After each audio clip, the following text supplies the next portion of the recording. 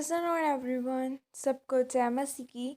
आइए मैं आप सभी के लिए उस सामर्थ्य और पवित्र वचन को पढ़ती हूँ जो वचन हमें परमेश्वर के दास अपोस्टल अंकुर यूसुफ नरूला जी द्वारा और परमेश्वर की दासी पास्टर सोनिया यूसुफ नरूला जी द्वारा दिया जाता है।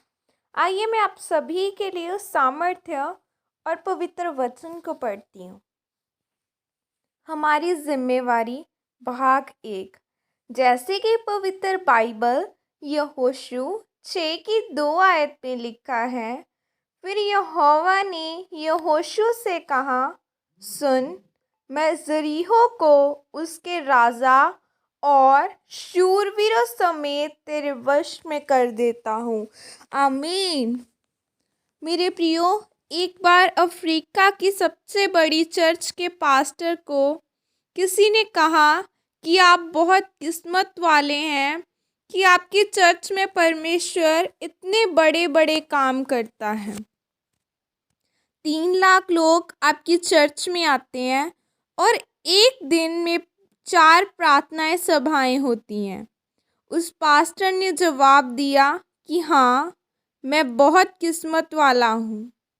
मैं दिन में 16 घंटे दफ्तर में काम करता हूँ और प्रार्थना और प्रचार उन 16 घंटों के अलावा करता हूँ।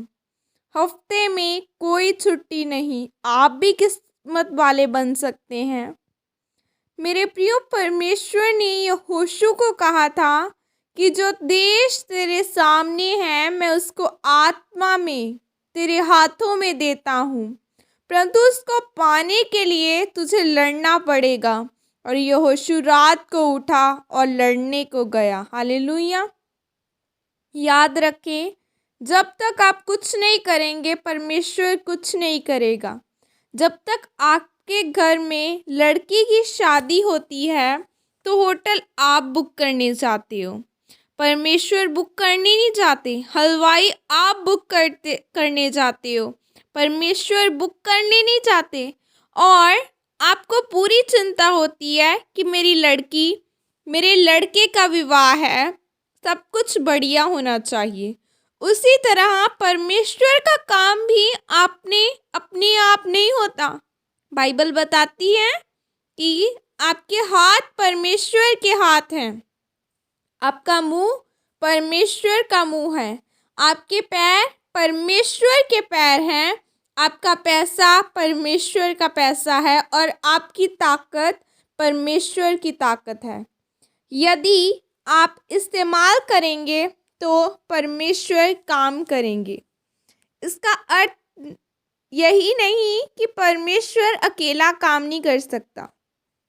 वह अकेला काम भी कर सकता है, परंतु परमेश्वर ने इसीलिए इंसान को बनाया कि वह उसके साथ सहभागिता रख सके और उसके काम कर सके।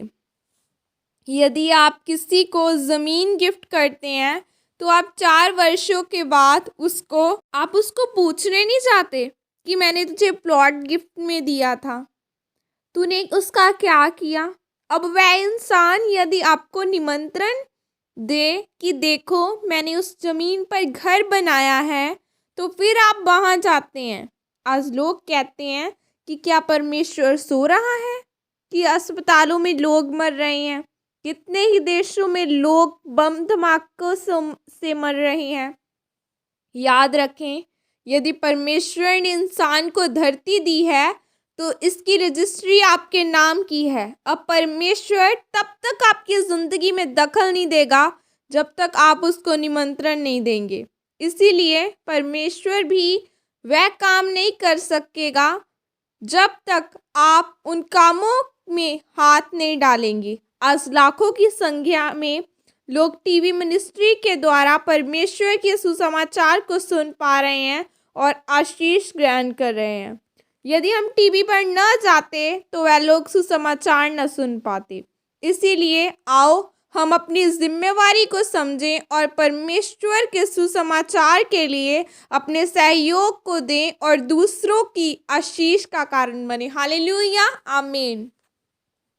और यह अंगीकार आपकी तरफ से किया जाए। सर्वशक्तिमान परमेश्वर, मैं अंगीकार करती हूँ पिता कि मैं आपके कामों को स्वयं करूँगी और अपनी गवाही को बनाकर रखूँगी और आपके सुसमाचार को दुनिया के कोने कोने तक ले जाने के लिए अपना पूरा सहयोग दूंगी। यीशु मसीह के सामर्थ्य नाम में मांगती हूँ, आमीन। सबको जय मसीह की। God bless you all. खुदा आप सबको आशीषित करे और परमेश्वर के सुसमाचार को जितना हो सके फैलाओ। खुदा आप सबको आशीषित करे। God bless you.